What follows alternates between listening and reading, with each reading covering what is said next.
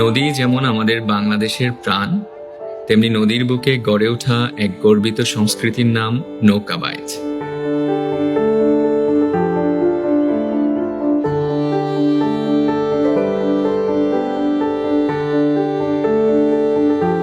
শত বছর ধরে চলে আসা এই ঐতিহ্য শুধু প্রতিযোগিতা নয়, এটা আবেগ, এটা উৎসব।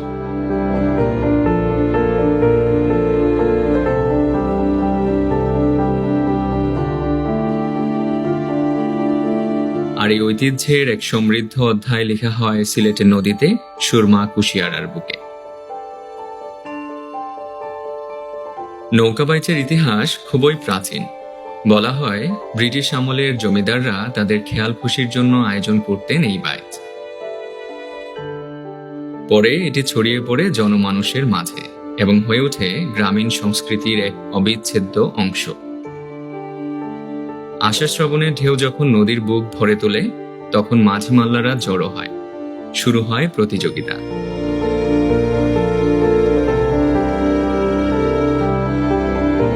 কে পারবে সবার আগে গন্তব্যে পৌঁছাতে। তবে এই গন্তব্য শুধু শেষ লাইন নয়, এটা গর্বের, ঐক্যের আর সাহসিকতার গল্প। সিলেট নদীর অঞ্চল। এখানে নদী শুধু জলপ্রবাহ নয়, এটি জীবন। সুরমা নদী, কুশিয়ারা, পিয়াইন, ধলা এসব নদীর বুকেই প্রতিবার ভেসে ওঠে নৌকাবাইচের ছন্দ। গোয়াইনঘাট, বাদাঘাট, বালাগঞ্জ, হেঞ্চুগঞ্জ এই অঞ্চলগুলোতে প্রতি বছর আয়োজিত হয় ঐতিহ্যবাহী নৌকাবাইচ।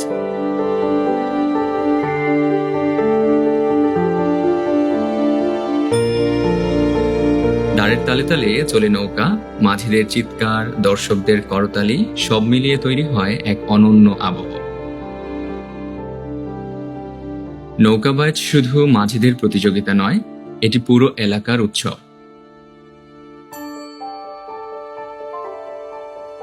নদীর দুপারে জড়ো হয় হাজারো মানুষ। কেউ বাঁশি বাজায়, কেউ ঢোল, কেউ চিৎকার করে উল্লাস প্রকাশ করে।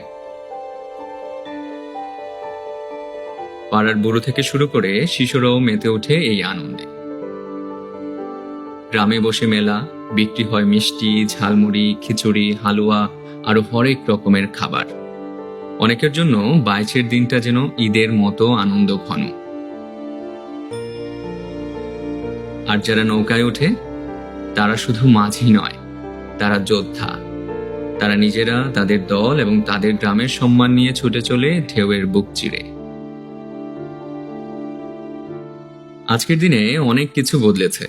ডিজিটাল যুগ, আধুনিক জীবন, অনেক জায়গায় হারিয়ে যাচ্ছে এই ঐতিহ্য।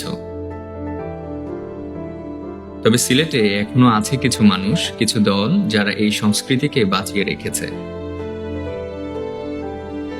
কিছু এলাকায় স্থানীয় প্রশাসন ও যুব সমাজ উদ্যোগ নিচ্ছে বাইচকে নতুন করে ফিরিয়ে আনার জন্য।